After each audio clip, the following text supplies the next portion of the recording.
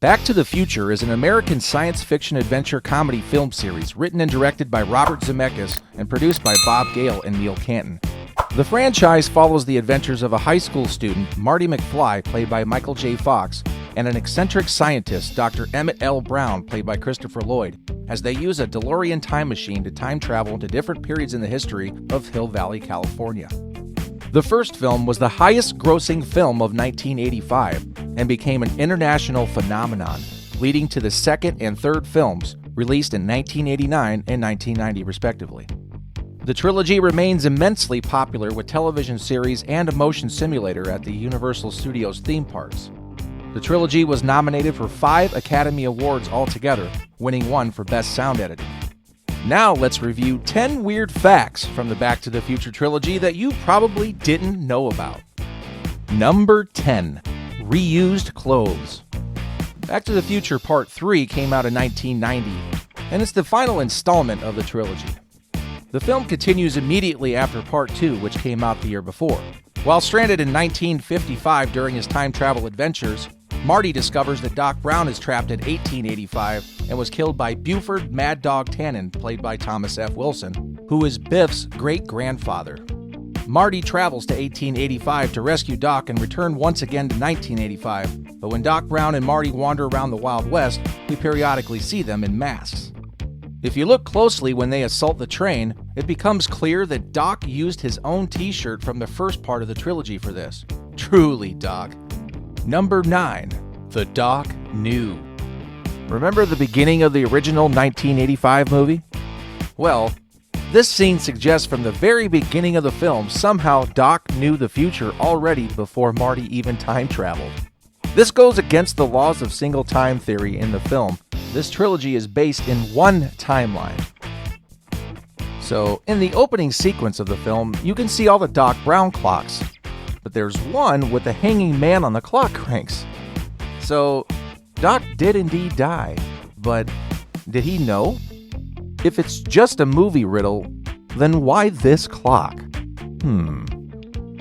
Number 8. 1.21 everywhere. If we see Back to the Future 1985, there are strange things that are repeated. I don't know if they're coincidences or just occurrences so that we can look them up later.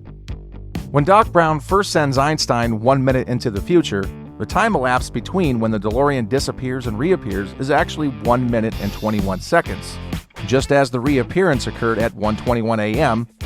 The thermal displacement occurred exactly 1:20 a.m. in 0 seconds! And the flux capacitor required 1.21 gigawatts of electricity. I need a nuclear reaction to generate the 1.21 gigawatts of electricity I need. Coincidence? Number 7. The Cola Fight. Ironically, in the same scene, Marty asked for a tab, which was actually a Diet Cola brand produced by Pepsi's rival Coca-Cola.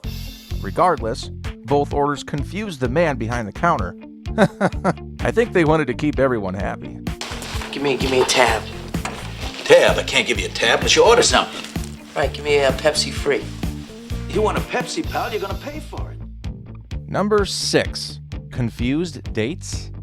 Without a doubt, Back to the Future 2 was one of the best in the trilogy and second in gains, but you always have to be careful with the details, don't you think? In Part 2, just before Marty and Doc leave 2015, there's a shot of the time machine's control panel showing the last time departed as November 12, 1955, 6:38 p.m.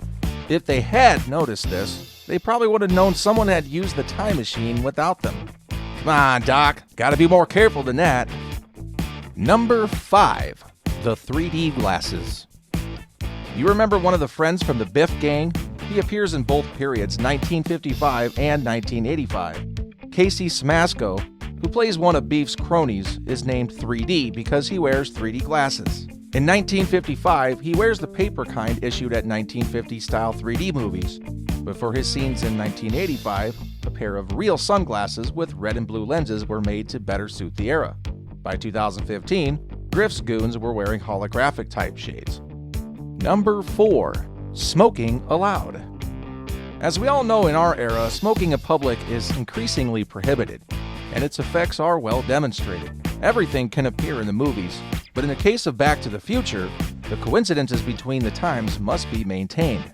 And this time, we see how part of reality is lost. In front of the entrance to the Biff Tannen Museum in Back to the Future Part 2, there's a sign that reads, "Smoking required." Some out-of-date mistake. Number 3. Doc Brown's lost mind. When Doc and Marty are at the drive-in preparing the DeLorean for the trip to 1885 in Back to the Future Part 3, Marty mentions Clint Eastwood and Doc replies, "Clint who?" Clint Eastwood never wore anything like this. Clint who? In this shot, there's a movie poster on the drive-in's wall showcasing Revenge of the Creature and Tarantula, both from 1955, containing some of the first film appearances of a young, then unknown, Eastwood. Marty even looks to and briefly points to the poster as he says to Doc, "That's right, you haven't heard of him yet." That's right. You haven't heard of him yet. Number 2. The reused clock. The clock tower is, of course, one of the town's major monuments and plays a significant part in the series' events, with Doc climbing the tower in the first movie to install a lightning rod, which eventually allows the DeLorean to travel through time. In the third film, the clock for Hill Valley Clock Tower can be seen in the background being unloaded from the train as Doc and Marty talk to the conductor about the train's speed. The same clock can be seen being unloaded in the Clint Eastwood film Pale Rider. Seeing its origin here is an extremely cute touch, even if the overwhelming majority of viewers totally missed it. Number 1. Doc, you forgot your shoes! Some things can definitely get away, but when it comes to creating an environment or an era, please review carefully. In 1985, one of the most iconic scenes of Back to the Future was the use of lightning to power the making of time, which closed on a specific date and time. Doc Brown has trouble when the storm is coming and, oh, surprise! Doc's shoes, seen in close-up when he's hanging from the clock tower, have the Velcro-style fastener flap common today in many shoes. Shoes with the Velcro-style flap were first introduced by Puma in 1968, but it was not until the 1980s that they became commonplace on shoes. Yeah, we know, Doc. You just didn't have time. Well, we hope you liked this video, and don't you dare go back in time without subscribing to Patrol Clip. Until the next one.